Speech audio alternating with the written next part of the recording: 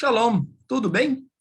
Então, nós estamos estudando as paraxás da Torá, tendo assim uma visão panorâmica de todo o Pentateuco na nossa visão judaica. Visão tradicional, de acordo com como o texto foi assim legado para os nossos antepassados, ok? Nós estudamos a paraxá passada, paraxá Chayei Sarah, perdão, e agora nós estamos estudando a Parashat Toldot. Toldot é a Parashá que vai tratar um pouco mais da vida de Yitzhak. Yitzhak agora já está casado, Abraão também já está com outra esposa, né? Como nós vimos na aula passada, uma grande parcela de comentaristas tende, como Urashi, Maimônides e outros, tende a entender que esta esposa nova de Abraão, chamada Ketura, né, ou Keturá, na verdade é Hagar, que se converte, né, ao único e verdadeiro Deus, e agora, perdão, ela assume, não é, o seu lugar como esposa definitiva do Abraão, perdão, né, porque ela já tinha um filho com Abraão e agora ela vem para assumir o seu lugar ao lado de Abraão. Bom, isso é uma especulação tradicional da tradição e nós caminhamos pensando. A gente deixa aqui sempre para você pensar, para você analisar. Tá? Bom, a Parashat Toldot, né, ou Toledot, tá? Toledot quer dizer gerações, tá bom? E eu sempre uso nas parashiot de Gênesis, tá? De Bereshit, eu sempre uso o trabalho do nosso Rebbe Menachem Mendel, compilado aqui, Luz da Torá, tá? E esse trabalho, ele divide, né, a Parashat Toldot em 1, 2, 3, 4, 5, 6, 7, 8 partes. 8 partes interessantes, tá?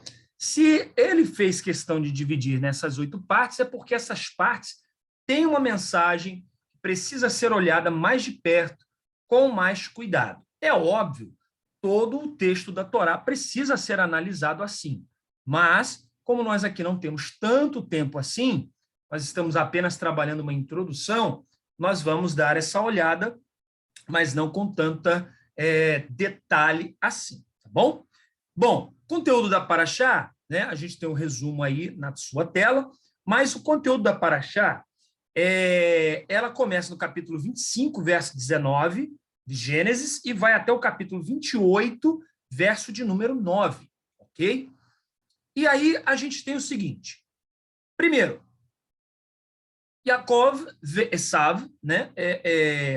Jacó e Esaú.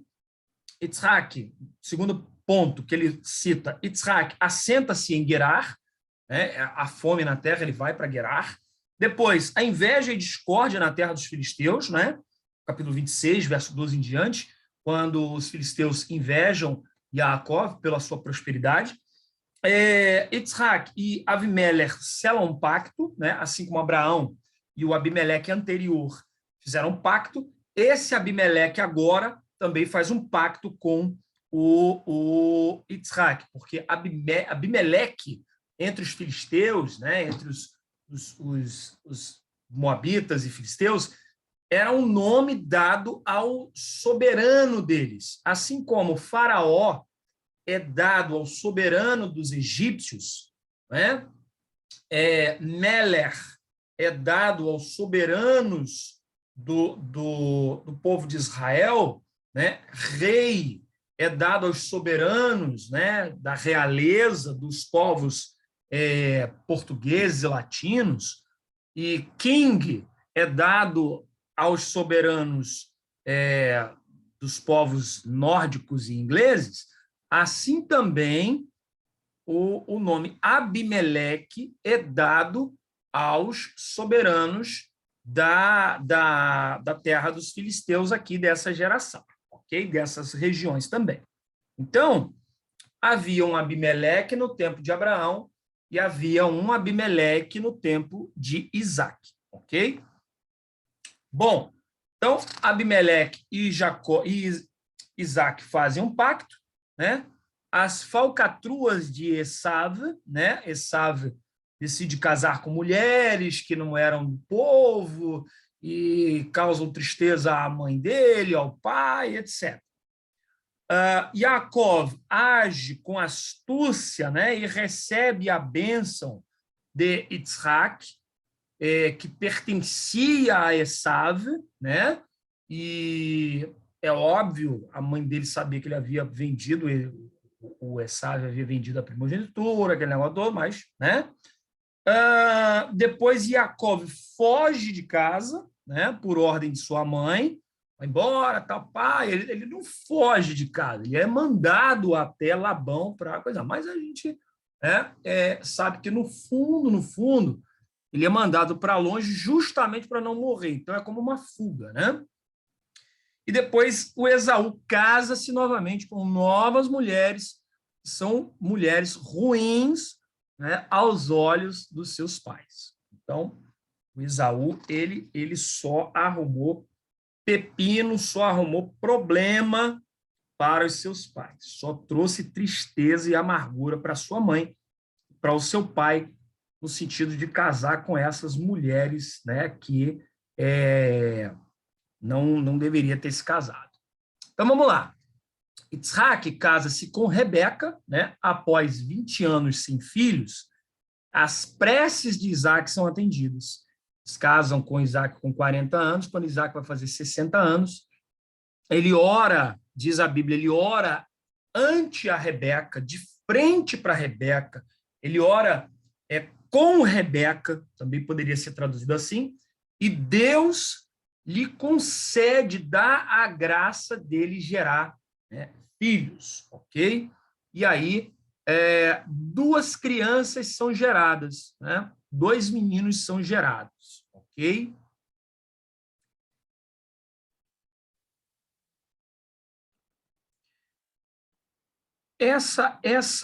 Esse nascimento, né, dessas duas crianças, dá uma pausa aqui só para voltar com o raciocínio aqui, essas duas crianças, elas vão trazer uma certa preocupação na mente de Rebeca, porque conforme diz os nossos sábios, né, ela diz assim, o que está acontecendo dentro de mim, né? Porque eu passo num lugar de idolatria e meu interior, o meu ventre se mexe para a idolatria.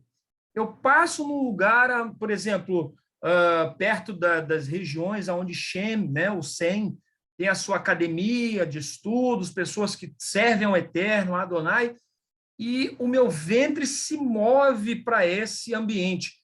Será que essa criança ela é bipolar?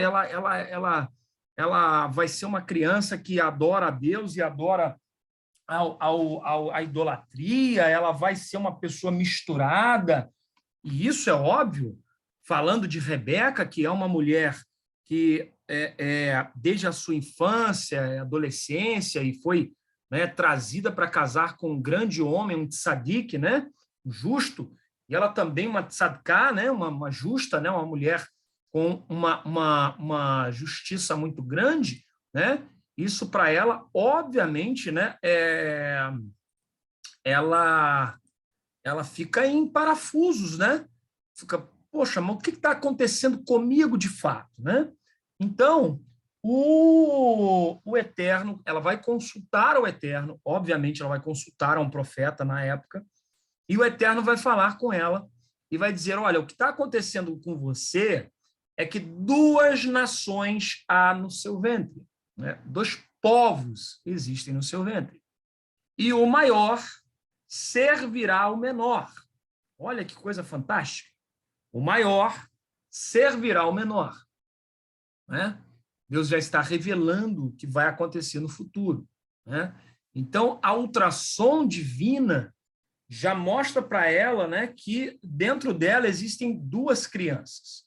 Uma que vai ser uma criança que não vai ser dada as coisas de Deus. E ela, então, vai ser subjugada a servir o menor. O menor, né, vai ter proeminência nas bênçãos e proeminência na região, aquela região, para usufruir do bem, usufruir das coisas boas da parte de Deus, entendeu? Então, é por isso que a Rebeca ela vai também estar mais ligada ao menor, ao Jacó, porque a Rebeca ela vai saber já desde a ultrassom divina que o Jacó ele é uma pessoa voltada para as coisas de Hashem, para as coisas do Eterno.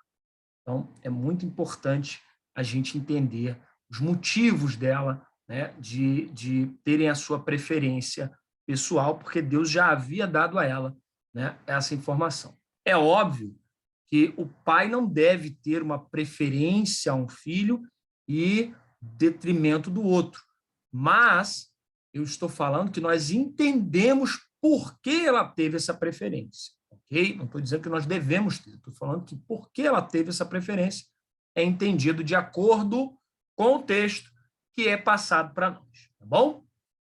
Bom, como a gente falou, Deus diz a Rivka, né? 2 nações há no teu ventre, e a mais jovem prevalecerá sobre a mais velha, e etc. Né? Esav, né? Emerge primeiro. Na hora de nascer, na hora de haver o rompimento, né?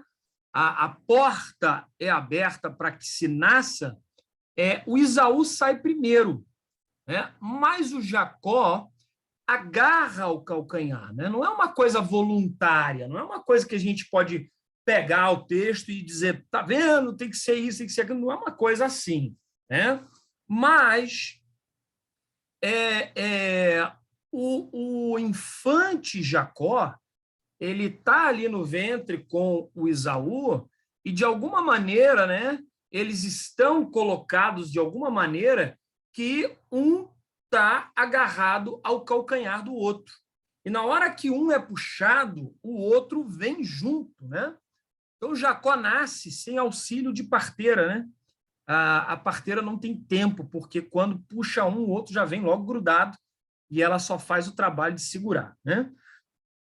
Então, nasce o Jacó agarrado ao calcanhar do Esav. Por isso, o nome de Esav, né? Um é Esav, deixa eu colocar aqui só para você ver, ó. Esav, que é Esaú, né? Igual a Esaú, tá?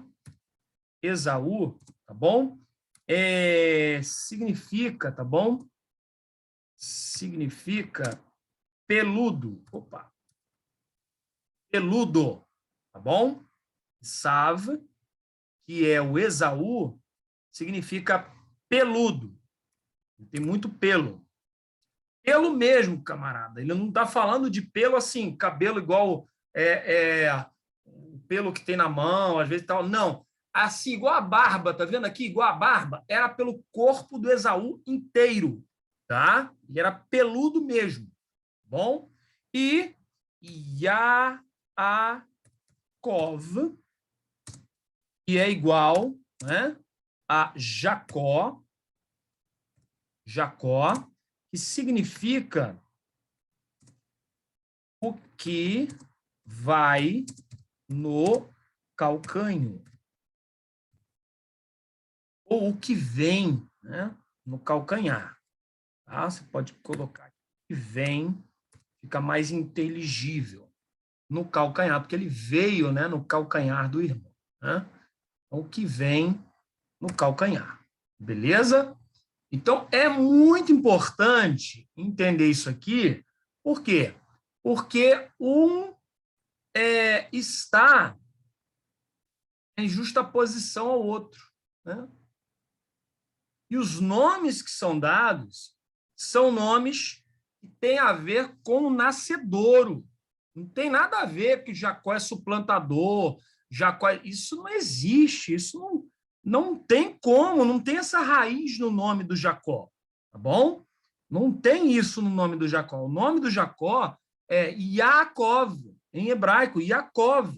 Yaakov, Ya é o que vai, é o verbo dando a ideia de ir, de seguir, de, né, estar atrás de, ou estar adiante de, estar indo com, ok? E Ekev vem de Akov, Yaakov. Esse Akov é a palavra Ekev, né? Como aglutinou o verbo com uma palavra, com um substantivo, né? Juntou um no outro, então ficou Yaakov, mas é Yaekev. Yaekev, porque a mãe dele deu esse nome, dizendo ele veio agarrado no calcanhar. Então, botar o nome de Jacó, porque veio agarrado no calcanhar. Yaakov, que veio agarrado ao calcanhar. Não tem nada a ver com enganador, suplantador, nada disso. Isso aí é invenção e gente que não tem o que fazer, tá? Esav emerge primeiro, Jacó vem no calcanhar. Esse cresce para ser um exímio caçador, um homem do campo, né? E Jacó, do campo que eu digo assim, do sadé, né? Do campo selvagem, tá? E Jacó é um homem íntegro que habita em tendas. Que tendas são essas? Tendas de estudo. Tendas de estudo. Essas tendas de estudo, segundo dizem os nossos mestres, eram as tendas de estudo, né, de Sem. Tá? Depois nós temos uma aula sobre genealogia, você vai ver, são as tendas de estudo de Sem. Né? Sem, filho de Noé, e viveu ainda bastante tempo e legou, deixou tendas de estudo, deixou uma casa de estudos para que os filhos dos tzadikim pudessem estudar, pudessem, né, aprender as coisas de Deus que o Sem aprendeu com seu pai, aprendeu com Metusalém, né, Metusheler, e enfim, né, assim por diante. Ok? Bom, só recapitulando aqui, Jacó é um homem íntegro que habita nas tendas de estudo, né? Isaac favorece Esaú, né? Ele gosta de Esaú, e Rivca ama Jacó. Uma coisa que é interessante, quando a Bíblia diz assim, o Esaú foi caçador e o Jacó habitante de tendas, está querendo dizer justamente que Jacó ele tem endereço, ele tem lugar de moradia, ele todo final do dia, você quer procurar o Jacó, você encontra o Jacó na tenda. Por quê? Porque falar numa época que todo mundo morava praticamente em tenda, dizer que Jacó está morando em tenda, pô, mas claro, todo mundo mora em tenda, mas ele está querendo dizer, primeiro, que Jacó gostava das tendas de estudo, estudar a Torá, estudar as coisas do Eterno, já tinha muita coisa oralmente naquela época. A gente viu aqui falando para Parashat Noach, né, que os animais puros e os animais impuros. Quer dizer o quê? Já tinha noção de kashrut, de leis de Deus, né? O que é puro, o que é impuro, o que é de Deus, o que não é. Então já se tinha essa noção, não estava escrita, mas já tinha oralmente. Então ele ia para as tendas de estudo. E outra que ele não era uma pessoa igual o Esaú, sem paradeiro. Ele tinha um paradeiro, né? Ele tinha no final do dia, ele tinha um paradeiro, ele estava em casa. Opa, para casa, ok? Ele era um habitante da tenda. A tenda era familiar a ele. Tá? Bom, voltando, exausto e faminto um dia de uma caça, né? Esav vende o seu direito de primogenitura. Gente, pelo amor de Deus, não vamos esquecer isso nunca. Esaú vendeu o direito de ser abençoado. Vamos parar de ficar falando. Se alguém foi enganado, não foi Esaú. Se alguém foi enganado, foi o pai do Jacó. Foi enganado por uma artimanha da mãe. E o Jacó cumpre a vontade da mãe, porque isso é guerra de pai e mãe. Ele está dizendo assim, eu não vou me meter nisso aí não, porque ele tenta se desvencilhar de todas as maneiras. Ele diz, mamãe, Esaú é peludo, eu sou liso, papai vai descobrir que sou eu. E ela diz, seja sobre mim a sua maldição, meu filho. Então ela cercou de todos os lados, dizendo, eu quero que você diga que você é Esaú. Ele vai e faz o que a mãe mandou ele fazer. E era praticamente a vontade de Deus, né? Deus permitindo, a vontade permissiva do Eterno. Deus permitiu ali que a coisa fosse feita e arquitetada dessa forma, justamente para, como a gente diz, para que se cumprisse o que Deus falou, que o maior ia ser servo do menor. Então, o maior, ele perde todas as bênçãos. Por quê? Porque ele negligencia o que Deus deu a ele. O que Deus deu para ele? Deus deu a ele nascer primeiro. Você entende isso? Que nascer primeiro não é prerrogativa minha nem sua, é de Deus. Deus é quem diz quem vai nascer primeiro, quem vai nascer depois. Ele é quem sabe quem é primogênito e quem não é. Lá no Egito, quando ele veio com o destruidor, ele selecionou, ele sabia exatamente quem era, né? Como é que fala? Quem era primogênito e quem não era. Tanto é que houve uma guerra tremenda, né? Porque a mulher, né, o filho lá na casa lá não morria, e a mulher, ué, mas como assim não morreu o nosso filho? O cara tinha filho com outra, né? Então aquele menino já não era primogênito dele, porque o primogenitura é contado pelo pai e a mãe, que estão os dois juntos ali, né? Por isso que Isaac é primogênito e não o Ismael, né? O pai e a mãe. Então teve um filho fora do casamento, não. Isaac, o Ismael não é. É o Isaac, né? Então, não morria ninguém na casa. A mulher, ué, mas como assim? Como é que não morreu ninguém? Se a gente não botou sangue na porta, nada, e morreu aqui na casa do vizinho. Que história é essa? Como é que é isso? Que tal? Então, o cara explicar que o filho ali, que eles não tinham primogênito, que o primogênito ele tinha tido com outra mulher, um outro casamento, ou pulou a cerca. Olha, foi um negócio de doido no Egito. Mas Deus sabe quem é primogênito e quem não é, porque é ele que diz quem vai nascer primeiro e quem vai nascer depois, ok? Vamos lá. Vamos lá. Então, ele negligencia o presente de Deus. Ele abre mão do presente de Deus, que é a primogenitura. E ao abrir mão do presente de Deus, o que acontece? Deus também abre mão dele. Não, você não quer nada comigo, então, o que eu posso fazer, né? E aí, ele negligencia, vende a primogenitura por um prato de lentilhas, um guisado vermelho, né? E aí, em Gerar, né? Na terra dos filisteus, Isaac apresenta Rivca como sua irmã, por medo de ser morto por alguém que cobisse a beleza da sua esposa. Ele, então, cultiva a terra, reabre os poços cavados pelo seu pai Abraão e abre uma série de poços próprios, né? Ezeque, Sitna, Rehovot, né? E depois um que dá águas vivas, né? Sobre os primeiros dois, há conflitos, né? Com os filisteus, porém, as águas do terceiro poço são desfrutadas com tranquilidade. O que acontece aqui é algo muito interessante, pois capítulo 26, a gente está no capítulo 26. No capítulo 26, o que acontece? O Eterno não deixa o Isaac descer para o Egito. O Eterno diz assim, não desças ao Egito, peregrina nesta terra, e eu serei contigo. Olha que coisa interessante. Deus fala a Isaac para ele não descer ao Egito. Por quê? Porque, como a gente falou na aula passada, ele é ele é a oferta perfeita, né? Ele é o ser que para Deus está num patamar de ser oferta, né? E aí o que acontece? Acontece que o Eterno diz, não, você não vai descer ao Egito porque você é uma oferta, você é uma oferta perfeita, então você não pode descer para o Egito para se contaminar com o Egito.